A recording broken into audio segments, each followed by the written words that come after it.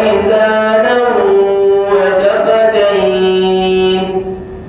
وهديناه النجدين فلاقتحم العقبة وما أدراك ما العقبة فك رقبة أو عطآم في يوم ذي مسغبة يتيما ذا مقربة أو مسكينا ذا متربة ثم كان من الذين آمنوا وتواصوا بالصبر وتواصوا بالمرحمة أولئك أصحاب الميمنة والذين كفروا بآياتنا هم أصحاب المشأمة عليهم نار مؤصدة. أعوذ بالله السميع العليم من الشيطان الرجيم. بسم الله الرحمن الرحيم. إن الحمد لله نحمده ونستعينه ونستغفره ونتوب إليه ونعوذ بالله من شرور أنفسنا ومن سيئات أعمالنا من يهده الله فلا مضل له ومن يضلل فلا هادي له وأشهد أن لا إله إلا الله وحده لا شريك له وأشهد أن نبينا محمد حبيبنا محمد صلى الله عليه وسلم وعلى آله وصحبه أجمعين. أما بعد muna gode ma Allah madaukakin sarki da ya sake dawowa da mu a wannan yammacin ran Alhamis azumi watan Ramadana da kwana 16 hijira annabi Muhammad sallallahu alaihi wasallam a 1447 za mu ci gaba da karatun tafsirin Qur'ani a cikin suratul Mutaffifin inda muka kwana akan aya na 6 ne karanta kan aya na 11 za mu tashi akan aya ta 12 da ikon Allah alarma karanta da farko su bismillahir rahmanir rahim wailul lil mutaffifin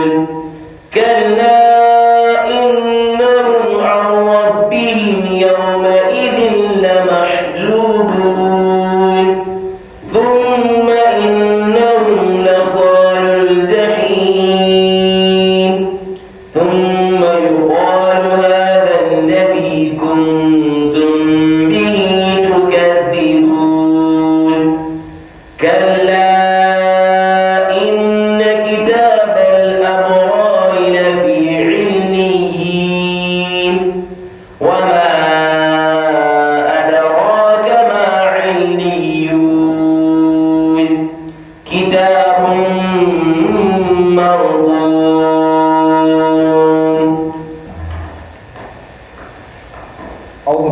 السميع العليم من الشيطان الرجيم.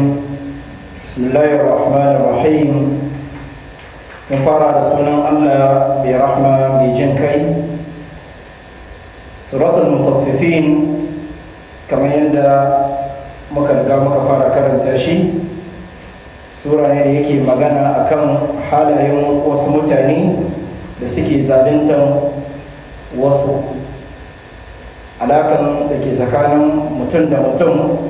Allah ya fara bayani akan shi, ba akan tauhidi ba, walakin akan mu'amala na tsakankanin mutane. Dama ibada ya kasu kashi biyu, akwai ibada wanda yake tsakanin kai da ubangijinka, sannan akwai mu'amala wanda ya shafi tsakanin mutum da mutum. To waɗannan almutaffifun ko almutaffifin waɗanda suke tauye hakkin wasu idan za su yi kasuwanci da su, Allah ya ce alladina idza iktalu ala nasi yastawfun. Su idan suka je za su siya a wurin mutane, za a auna musu sai su je da sikeli mai lafiya, su siya da daraja ko su siya da araha. Ya so idan su suka zo za su siyar wa mutane sai su siyar musu da tsada, suna tauye mudu, suna zaluntar mutane. Sai Allah madaukakin sarki ya nuna irin azaban da zai samu irin waɗannan mutanen, ya nuna mana cewa za a rubuta littafinsu a cikin, ko za a jera littattafansu, littafin rubuta ayyukansu kenan a cikin wannan wurin da ake kira sijjin. Muka fassara cewa sijjin wasu malaman suka ce wani yanki ne na wutan jahannama, wasu suka ce a'a wani ƙololuwan loko ne a kasa na bakwai, a inda za a tattara littattafansu kenan, inda dama nan ne rayukan ashkaya waɗanda za su shiga wutan jahannama ake tara rayukansu. Sai Allah madaukakin sarki yake ce mana idan aka kiraye su zuwa ga gaskiya sai suna izgili, suna cewa wannan magana ko Qur'anin Allah asatirul awwalin, ai ba komai bane, sai dai tatsuniya ne da ba shi da tabbas. Maganganun ko tatsuniya ne, labarai ne na babanni da kakanni da suka riga suka bar duniya suka rubuta, ba magana ne gaskiya ba. Wai Qur'anin Allah suke cewa asatirul awwalin. Sai Allah madaukakin sarki yake mayar musu da raddi, ya ce kalla, a'a, bal ba wai wannan ne ba sa son ji ba wai Qur'ani ne ba sa son ji ba, bal ma sun san Qur'anin gaskiya ne, maganar Allah ne. Saboda ba su ɗaya ba su biyu ba, manya-manyan kafaran Makka a wannan lokacin, kafaran da suka yi rayuwa da Annabi Muhammad sallallahu alaihi wasallam, sun ki gaskiya, sun ki Annabi Muhammad sallallahu alaihi wasallam, amma kuma suna koyewa su zo su saurari karatun Qur'ani. Ba su ɗaya ba su biyu ba, manya-manyan kafirai sai su zo suna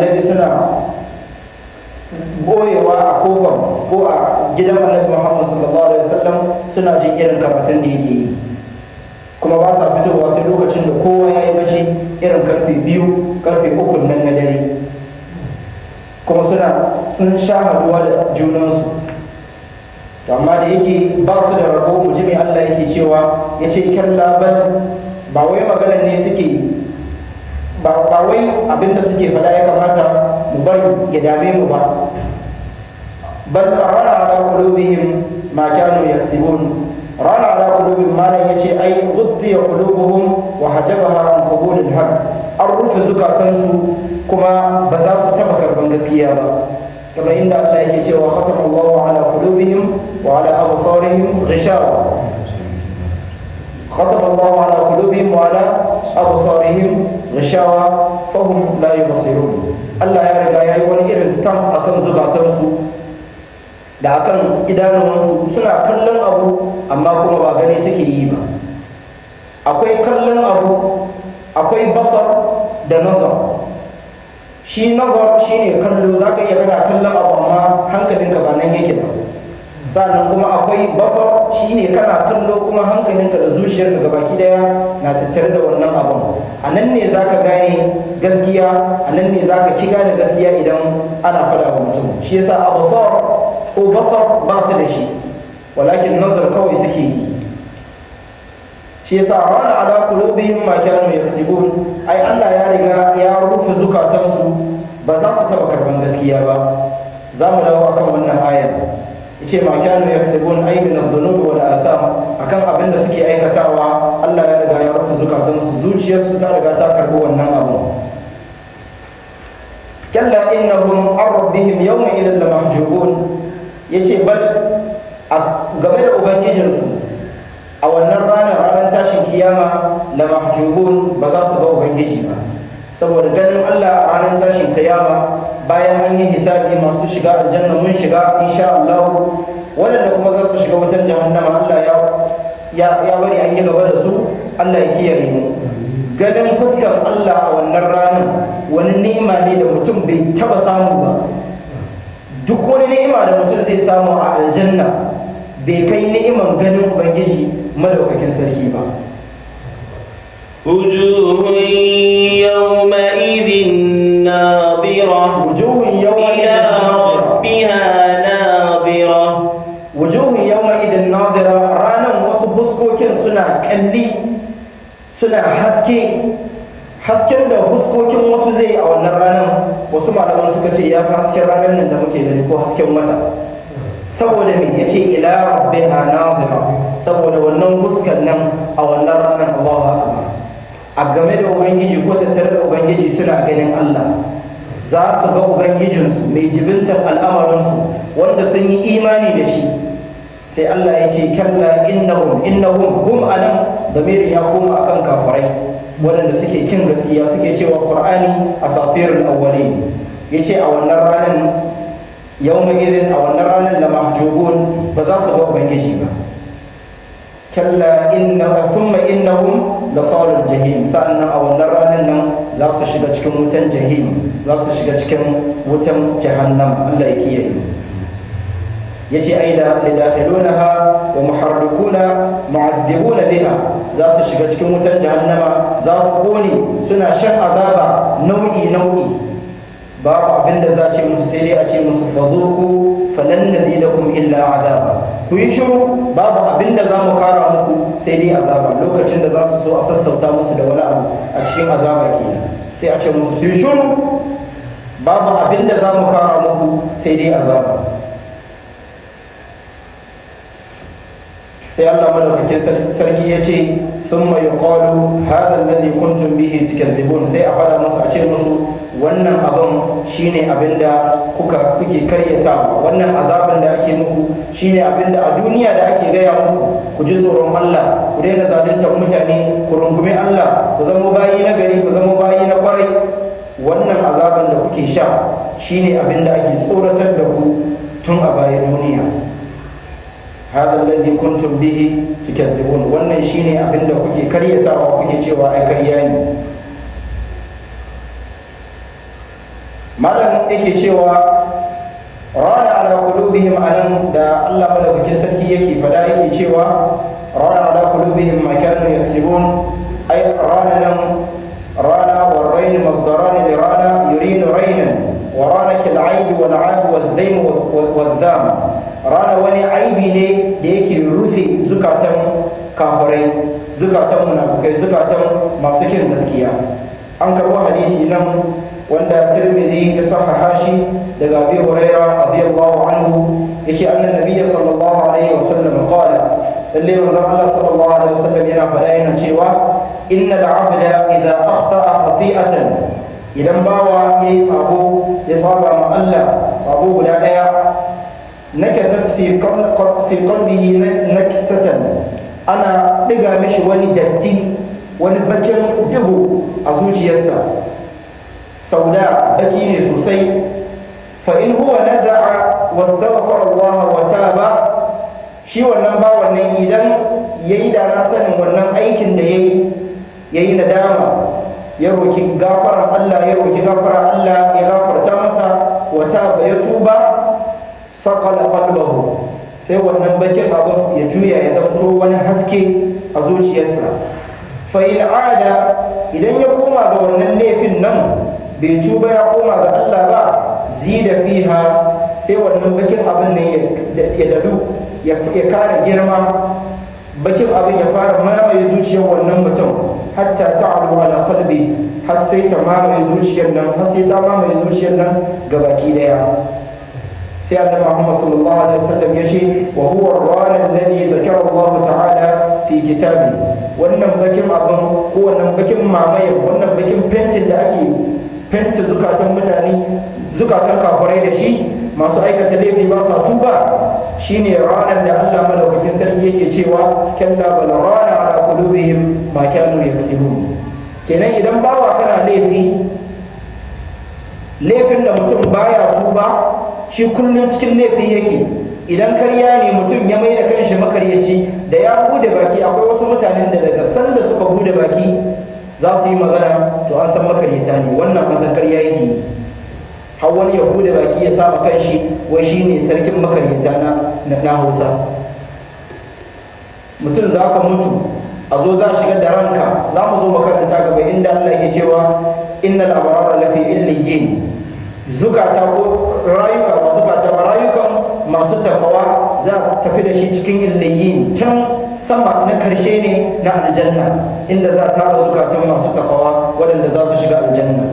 sai a zo ka mutu za a shiga da ranka, mala'ika yanzu zai wuce da ran, a tambaya ya sunan wani ko wane za a zo a wuce da ran shi, sai a ce sarkin makaryata na Hausa, ai ka shiga uku. shi yasa Allah yake cewa bi salismul fusuqu ba'da al-iman, tir da sunan banza bayan imani. ba za ka sa kanka suna mai kyau ba, sai ka je ka sa kanka sunan wani bayahudi, wai wani dan kullu ka sa kanka Ronaldo ko wani Messi ko wani makamancin haka.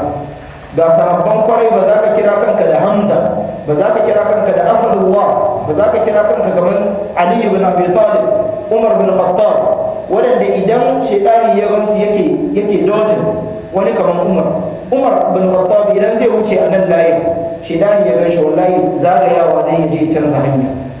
to ba za ka kira kanka da irin waɗannan mutanen ba, sai kana kira kanka da Yahudawa waɗanda suke yakan musulunci ta kasa. to Allah ya samu bayani. wannan rana anan malam yace shine rana, Annabi Muhammad sallallahu alaihi wasallam yace shine ranar da Allah yake magana a cikin littafi yake cewa kalla bal rana ala qulubihim ma kanu yaksibun. yace maganar da suke cewa asatirul awwalin, Qur'ani tatsuniya ne ba maganar gaskiya bane ba, yace a ka kyale su, bal ai a zukatansu rana ala qulubihim ma kanu yaksibun, wannan bakin abun ya riga ya mamaye zuciyarsu, shi yasa duk wani da'awar da za ka yi musu da kira su ba za su karbi gaskiya ba. kalla innahum an rabbihim yawma idhin lamahjubun, ay rad'an lahum wa zajran an aqwalihim al-batila wa a'malihim al-fasida, innahum an rabbihim lamahjubun fala yarawnahu wa la yarawna karamatihi. raddin da Allah yake musu yace a ranar tashin kiyama akan wannan ayyukan da suke aikatawa, da karyata Qur'ani da suke yi, da izgili da suke yi, akan wannan ba za su ga ubangijinsu ba. bayan azaba da za a yi musu, wannan ni'ima na ganin ubangiji a ranar tashin kiyama ba za su ga ubangiji ba. thumma innahum lasalul jahim, kuma bayan wannan za su shiga cikin wutar jahannama, za a yi musu azaba nau'i la yamutuna fiha wala yahya, azaba ne da gashi kamar mutum zai mutum bai mutu ba kuma ba a raye yake ba. to wannan wani irin rayuwa ne, kai baka mutu ba kuma kai baka rayu ba. Allah ya ji tausayin. ثم يقال هذا الذي كنتم به تكذبون, sa'annan za a ce musu wannan shine azaban da ake muku wazi kuke karyatawa, kuke cewa ba gaskiya bane ba.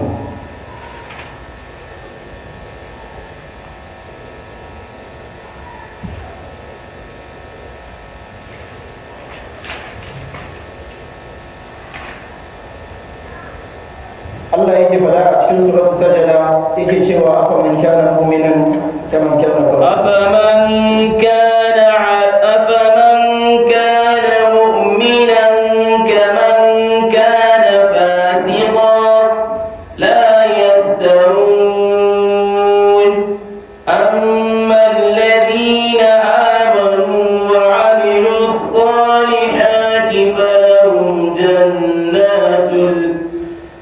أما الذين آمنوا وعملوا الصالحات فلهم جنات المأوى نزلا بما كانوا يعملون وأما الذين فسقوا فمأواهم النار كلما أرادوا أن يخرجوا منها عيدوا فيها وقيل لهم ذوقوا عذاب النار الذي كنتم به تكذبون ولنذيقنهم من العذاب الأدنى دون العذاب الأكبر لعلهم يرجعون.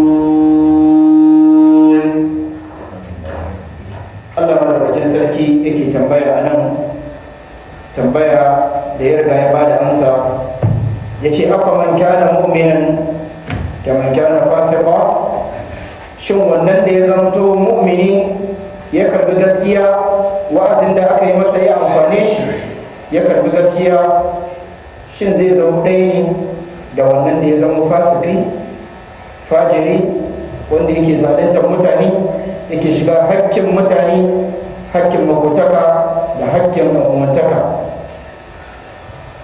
ba ka kokari ka gyara tsakanin mutane bal ko ba sa kokari su gyara tsakanin mutane bar suna shiga ne suna fice suna kokari su bata tsakanin mutane. Sai Allah yake tambaya a nan, shi wannan da yake mu'mini da wannan da yake fasiki shin za su zama ɗaya? La yastawun, yake sam ba za su taɓa zamowa ɗaya ba. Amma alladhina amanu, bal wannan shi da ya zanto mu'mini wa amilus salihat, ya aikata aikin kirki, aiki na gari, aiki na kwarai, ya karbi gaskiya, falahum jannatul ma'wa, za su shiga aljanna a dawwame, za su shiga aljanna mai tarin ni'ima, nuzulan bima kanu ya'malun, sakamakon abinda suka kasance suna aikatawa a nan duniya na ta'a da yin sallah da gyara tsakanin mutane da gudu hakkin mutane. Jaza'an nuzulan bima kanu ya'malun. Wa amma alladhina fasaqu, shi kuma wannan da yake fasiki yana aikata fajirci, fa ma'awahumun nar, makomansu shine wutar jahannama. Kullama aradu an yakhruju minha, a duk sanda suka zo suna so su fita daga wannan wutar, u'idu fiha, sai a mayar da su ciki, wa qila lahum, a ce musu zuqu azaban nar alladhi kuntum bihi tukadzibun, ku shiru ku je ku dandani wannan azaba na wutar jahannama alladhi kuntum bihi tukadzibun, wanda a nan duniya kuka kasance kuna karyatawa. Shi yasa mumini da fasiki ba za su taba zama ɗaya ba. Nan fa fasikin nan, mataffifun nan da ake magana, wasu daga cikinsu musulmai ne fa. Akwai musulman da idan aka ce musu Allah ya ce annabi ya ce, sai a ce a kun dame mu mana, ana maganar morewa na duniya, ana maganar ci gaba, sai ku kawo mana Allah ya ce annabi ya ce. Za ka samu musulmi wanda ya amsa sunan musulmi yana irin wannan magana. To wallahi wannan yana cikin irin maganganun da mutum zai iya ya furta ya zanto sanadiyyar shi na shiga wutar jahannama. Allah ya kiyaye. Allah madaukakin sarki ya ce kalla inna kitabal abrari lafi aliyyin. Lokaci ya riga ya yi halinsa, nan ya kamata mu tsaya, amma ga abubuwan da ayoyin nan da muka karanta suke karantar da mu. Na farko malam ya ce at-tahdhir min muwasalati adh-dhunub wa 'adam at-tawbah minha haythu yu'addi dhalika bil 'abdi ila an yuharrim lahu at-tawbah. Wannan ayoyin da muka karanta tana koyar da mu cewa ana ja mana kunni akan cewa muke tuba, muke komawa ga Allah akan laifukan da muke aikatawa, kada su shiga zukatanmu Allah ya rufe zukatanmu da wannan abin, wannan bakin fentin da ake kira rana, har a zo a rufe kofar tuba ba mu samu mun tuba akan zunubin da muke aikatawa ba. Mutum ajizi ne, zukatan mutane dama suna son su, yana so ya aikata laifi. Idan za ka ke biyan zuciyarka to kullum kai za ka kasance cikin laifi ne. Shi yasa aka ba wa mutum kwakwalwa don yake aunawa. Idan zuciyar ta raya maka wannan, sai ka yi amfani da kwakwalwarka ka gyara. Idan ka riga ka fara cikin laifin ka tuna, sai ka koma ga Allah, ka nemi gafarar Allah, ka tuba, Allah ya yafe maka. Amma idan kana aikata laifi, kana kokarin ma kiran mutane ne, kana kokarin justifying wannan laifin, to wannan shi ne yake da hadari sosai, zai iya jefa mutum a cikin waɗannan da Allah ya mamaye zukatansu da wannan laifin da suke aikatawa, har a zuwa rufe kofar tuba. Yaushe ne za a rufe kofar tuba?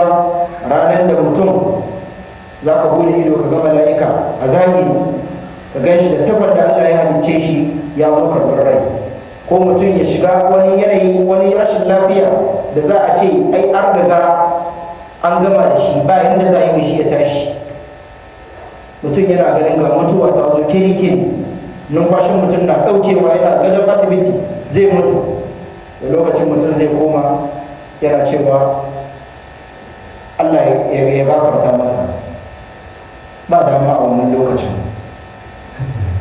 Shi yasa mu yi kokari muke komawa ga Allah, muna roƙon Allah ya gafarta mana zunubanmu.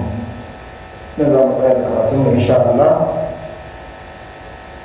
da wani lokuta na ƙarshe inda malam yake cewa waɗannan da za su shiga wutar jahannama ba za su ga Allah ba. Kenan waɗanda za su shiga aljanna za su ga Allah madaukakin sarki, kuma babu wani ni'ima da ya kai ni'iman wannan dan Allah madaukakin sarki. Allah ya sa mu cikin waɗannan mutane.